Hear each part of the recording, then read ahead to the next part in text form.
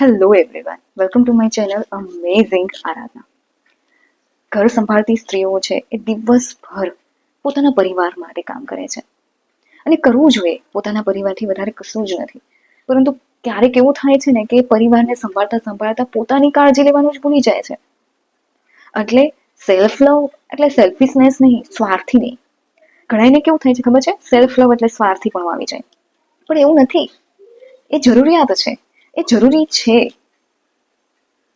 જો તમે ખુશ રહેશો તો તમારો પરિવાર પણ ખુશ રહેશે. પણ કોઈ એ સમજતું જ નથી. એક સ્ત્રી છે, એ સ્ત્રીની જવાબદારી છે પરિવારને સંભાળવાની, સાચું છે. પણ એ સ્ત્રીને પોતાના માટે પણ કંઈ કરવાની છૂટ છે કે નથી?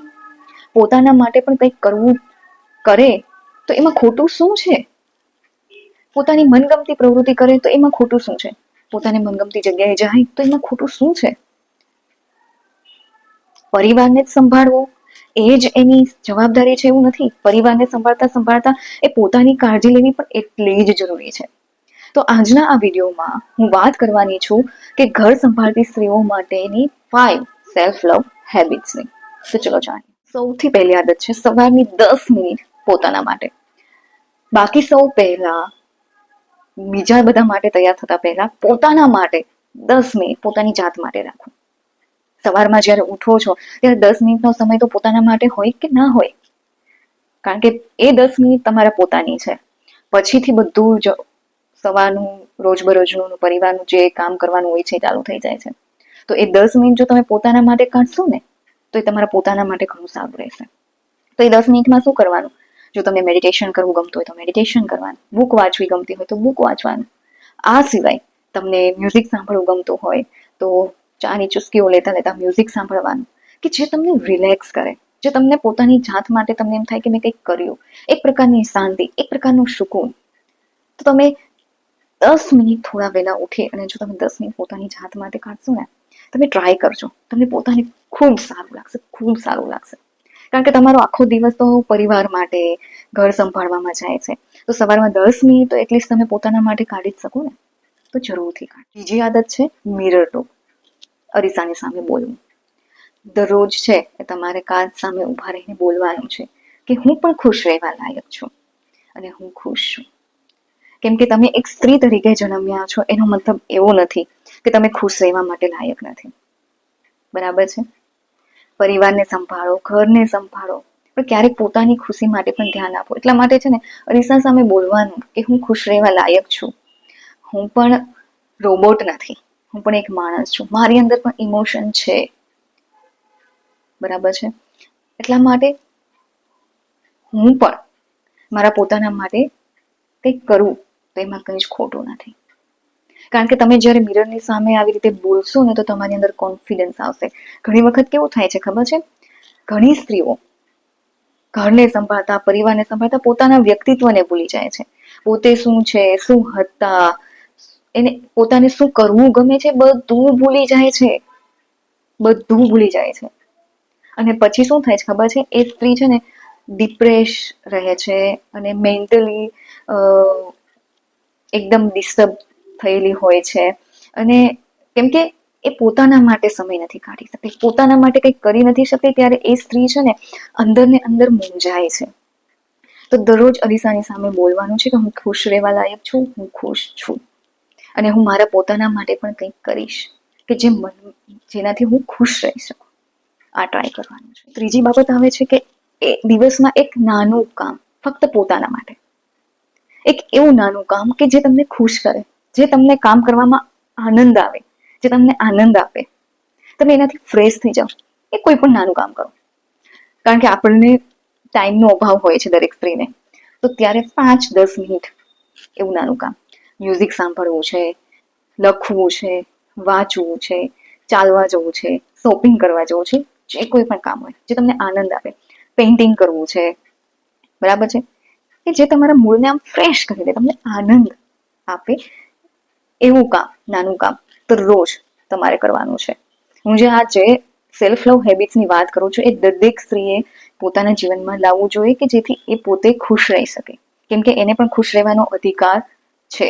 એ સ્ત્રી તરીકે જન્મ્યા છે એનો મતલબ એમ નથી કે એને જવાબદારીનું પોટલું બાંધી દીધું છે તમે, જરાય નહીં. એને પણ ખુશ રહેવાનો અધિકાર છે, એને પણ બહાર ફરવા જવાનો અધિકાર છે, એને પણ મનગમતી પ્રવૃત્તિ કરવાનો અધિકાર છે. શું કામે નથી? જવાબદારી છે, એ જવાબદારી નિભાવે છે, ફરજ નિભાવે છે, તો એ પોતાના માટે કેમ કંઈ ન કરી શકે? જ્યારે કોઈ સ્ત્રી પોતાના માટે કરવા ધારે છે ને, ત્યારે દરેક જગ્યાએથી એને સ્વાર્થી સાંભળવા મળે છે. એવું શું કામે? એવું ના હોવું જોઈએ. અને એટલા માટે હું કહું છું કે દરરોજ નાનું કામ પોતાના માટે કરતા તૈયાર થઈ જાવ, કરવા લાગો. 4 છે ના બોલવાની આદત. ઘણીવાર કેવું થાય છે કે આપણે બધાના કામ કરવા માટે દોડી જઈએ છીએ. જવું જોઈએ જ્યાં આપણી જરૂર છે, જ્યાં લાગે કે અહીંયા મારી જરૂર છે ત્યાં જવું જ જોઈએ.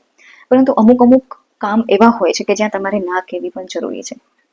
ના કહેવું એ પણ સેલ્ફ લવનો જ એક ભાગ છે. તમારી એનર્જી છે ને એ સાચી જગ્યાએ વાપરો. જ્યાં કંઈ જરૂર નથી ત્યાં ના કહેવાની પણ આદત રાખો. કારણ કે ઘણી વખત કેવું થાય છે ખબર છે, સામેવાળા ફાયદો ઉઠાવી જાય છે. ખબર છે કે એ લોકો ના નહીં કહે, અને એના કારણે શું થાય છે ખબર છે, આપણે ના નથી કહી શકતા, આપણે ખુશી ખુશી કરીએ છીએ, છતાં પણ એ લોકોને કિંમત અને કદર નથી હોતી. એટલે જ્યાં આપણી વેલ્યુ ન હોય ત્યાં આપણે આપણા એનર્જીને છે ને એ બગાડવી ન જોઈએ. કારણ કે એ ગમે એટલું કરશું તો એ આપણી વેલ્યુ નહીં જ કરે. આપણે આપણી ફરજ પૂરી કરવાની છે, બરાબર છે? એટલે ઘણી વખત અમુક જગ્યાએ ના કહેવાની આદત પાડો. નંબર 5 છે પોતાને અપ્રિશિએટ કરો. તમે કોઈ સારું કામ કર્યું છે, બરાબર છે, તો તમે પોતાની જાતને અપ્રિશિએટ કરો.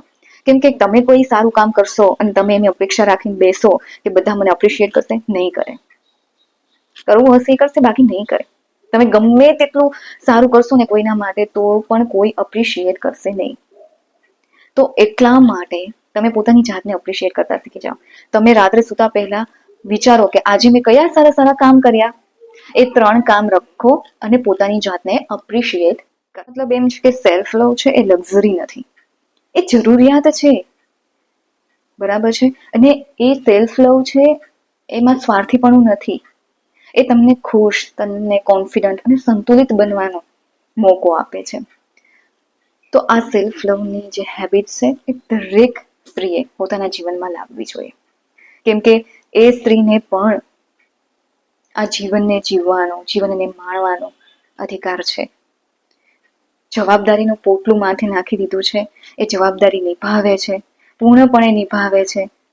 તો થોડોક સમય એ પોતાના માટે કાઢશે તો એ સ્વાર્થી નહીં થઈ જાય. કેમ કે એ પણ એક માણસ છે, એને પણ એની અંદર પણ એક લાગણી છે, એને પણ પોતાની રીતે જીવવાનો, પોતાની રીતે જીવનને માણવાનો અધિકાર છે. તો એ અધિકાર એનાથી છીનવશો નહીં. એટલા માટે દરેક સ્ત્રીએ પોતાના માટે આ કામ 5 હેબિટ છે એ જીવનમાં લાવવી જ જોઈએ. હું આશા રાખું છું કે તમને લોકોને મારો આ વિડીયો સારો લાગ્યો હશે, અને જો સારો લાગ્યો હોય તો પ્લીઝ આ વિડીયોને લાઈક કરો, શેર કરો, અને અમેઝિંગ આરાધના ચેનલને સબસ્ક્રાઇબ કરવાનું ભૂલશો નહીં. ફરી પાછા મળીશું નવા ટોપિક સાથે, નવી વાતો સાથે, નવી પ્રેરણા સાથે. Thank you so much.